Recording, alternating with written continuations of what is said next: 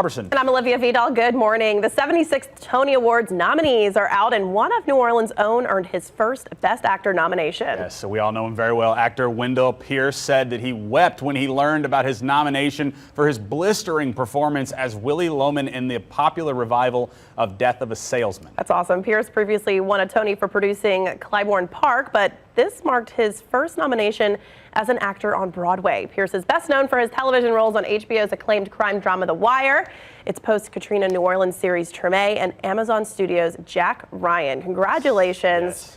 What an accomplishment. And you know, a lot of you could be an actor that comes from New Orleans, but Wendell Pierce has been an ambassador for the city. I mean, he has really always championed New Orleans. He always remembers where he came from, and so people around here just love Wendell. Well, best of luck to him. Yeah. Well, don't